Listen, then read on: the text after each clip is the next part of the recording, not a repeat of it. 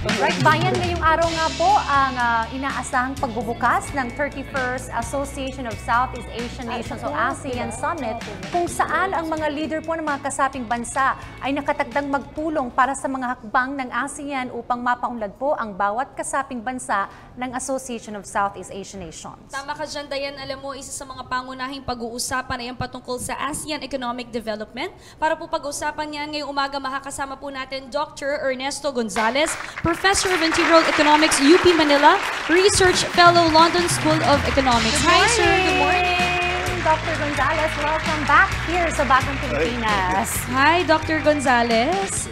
Ayan, nagsimula na nga po ang ASEAN Summit. Ngayon po ang unang araw.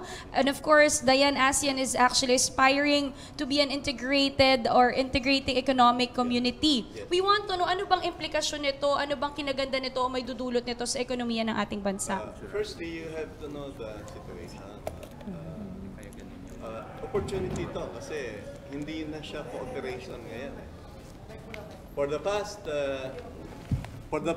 50 years, cooperation siya. Pero starting 2015, naging integration. So, ibig sabihin nito, ang opportunity sa ASEAN region is open to us. There is a total of $2.6 trillion trade in the region. Biro mo yung $2.6 trillion, di ba? Kung ang Philippine industries ay talagang, ngayon, balita ko, maraming grupo sa mga Filipino entrepreneurs sa Mindanao na talagang kumikilos. Mindanao is the strategic place kasi mas malapit ang Mindanao sa region, di ba? Ado ng Indonesia, ado ng Brunei, ado ng Malaysia. So, ang ibig sabihin dito, itong mga opportunities na to remains to be harnessed by us. At ang mag-harness nito, yung mga Filipino businessmen. Kaya nga mamayang alas 12, may meeting with the businessman group sa ASEAN Council to discuss the agenda of development. So, positive to. Depende na lang kung paano natin pakikinabangan yung kung meron tayong strategy, paano natin pakikinabangan ito. I heard President Duterte had spoken already and I was really amazed the way he had put it, yung strategy of economic cooperation. Dalawa yung strategic area na pwedeng ma-develop dito. Una yung digital economy sa ASEAN region at saka yung Sustainable Development Program. Sa Sustainable Development Program, ang isang strategic area yung herbal medicines kasi ang total demand ng ang trade ng ASEAN with China totals to $300 million, no? Sa India. So balita ko kung maiha-harness na, can you imagine kung maka-develop tayo ng $4 billion worth of herbal export to the ASEAN region? Kasi latest conference ng mga medical practitioner, kausap ko si Dr. Mikey Vergara kahapon about this. Sabi niya, Doc, ang conclusion namin mga doktor sa ASEAN region, mag-meeting kami sa ASEAN Council is, talagang ang Pilipinas ang may competitive edge sa herbal medicines. Sa atin lahat hindi natin nakaharness.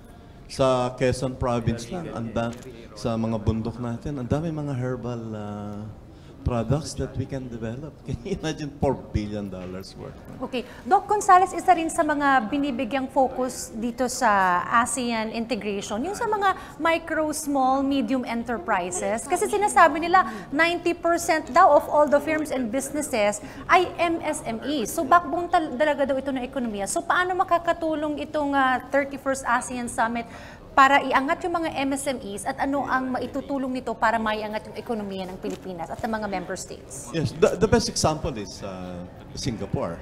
Kasi nung magsimula si Lee Kuan Yew, i-develop yung Singapore economy, talagang sinabi ni Lee Kuan Yew, ang backbone ko, small and medium scale enterprises.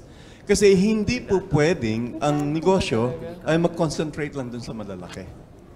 Talagang dapat, para ang pakinabang ng negosyo, pakinabangan ng lahat, dapat kasama yung mga small enterprises. At siyempre, hindi gagalaw yan kung walang funding. Ang funding, manggagaling sa commercial bank system. At nakakatuwa naman ngayon dahil no less than Development Bank of the Philippines is very active on this. At yung member ng board ng DBP, talagang yan ang kanilang focus ngayon. Alright. Besides that, kasi alam naman natin na 31st ASEAN Summit, itong ASEAN Summit na to ang sagot upang mas mapadali yung barriers, no? Mas mapadali yung trade sa mga bansa. Gaano ka-importante, Doctor, no, na paigtingin din natin yung business investment side, yung investment environment ng mga bawat bansa upang mas mapaigting pa ang ekonomiya? Actually, the business momentum is already there. Indicated by the volume of trade being conducted now in the region. As I have said, the total volume of trade is already equivalent to 2.6 trillion US dollars. And there is a total of 600 persons in the region. Can you imagine yung mga needs nito? Kung tayong mga Pilipino ngayon, with the leadership of the President, ay talagang hindi ba si Presidente, maka-Pilipino, gusto niya ma-develop tayo. So, nandiyan naman lahat yung mga resources. Eh, kung walang taker, wala mangyayari. Dapat may taker. Kaya nga, ang sabi ko, may mga bagong mga Filipino entrepreneurs ngayon na talagang globally competitive at saka aware kung ano yung pwede nilang i-develop. As I said, the most strategic place in the Philippines now is Mindanao. And siguro, plano ng Diyos din, maging presidente natin, taga Mindanao, kasi ang momentum of growth sa Mindanao magsisimula eh. Hindi na naman sa Luzon eh. Yung Luzon, colonial past pa yan, Hong Kong, etc. Nung Amerika, Vietnam. Eh ngayon, hindi na eh. Iba na situation eh. Ang trade ng ASEAN is the 7th largest region in the world. 7th, no? Sa Asia, we are the 3rd largest. Can you imagine the role? Dito ngayon, sa period ngayon. Can you imagine ito nangyayari to? Kung anong klaseng momentum ang ibibigay nitong meeting na to sa ating bansa. Kaya mahalaga itong pagpupulong na to. Kaya nga, ang sinasabi ko lang, dapat may backdoor preparation tayo. Mas ano po ba, Doc? Mas may advantage kasi Pilipinas ang host ng ASEAN Summit. Mas maganda bang epekto nito sa ating ekonomiya? Siyempre, may clout yan. 50 year, can you imagine? 50-year anniversary. Dito gagawin. At ang presidente natin ng host, di ba? At I'm sure naman, yung mga economic managers ni presidente ay aware sa dapat na ilagay sa, kumbaga dyan, i-agenda nila. At ito na yan, dyan yung mga businessman eh. Pwede nang isimulan na yung mga on-the-table discussions eh. And then, kung magaling yung mga negosyante, makukuha nila eventually. Okay. Doc Gonzales, doon sa integration natin na mas nagbubukas yung merkado ng mga bansa, yung barriers na babawasan, maganda kasi nagiging yung mga regulations, maaring mapaluwag, mas yung mga export natin sa ibang bansa, maaring lumaki. Correct. Pero meron bang challenge yung integration pagdating sa ekonomiya ng mga bansa? Siyempre, malaki yan. Kasi, alam mo, magnegosyo kang, hirap magnegosyo eh. Tapos, ilalagay mo pa yung negosyo mo sa tamang posisyon. Kaya nga, it's a non-practice na ang negosyante, palaging suportado ng gobyerno yan. Dalawang klase yung negosyante, nagsisimula, at saka yung nandun eh. Ang focus ngayon, yung papasok ng mga bagong negosyante. Okay. Kasi kailangan dumami yung mga negosyante sa atin para dumami yung nakakaranyang buhay, dumami yung mag-e-employ sa atin, at kung yayaman ng Pilipinas, which I really doubt na, I don't doubt na hindi mangyayari yan ngayon, kasi papasok na tayo dun sa mainstream ng wealth creation eh. Sa ngayon eh, at saka meron tayong leadership. Ang ating leader sa finance, si negosyante yun dati, si Sunny Dominguez.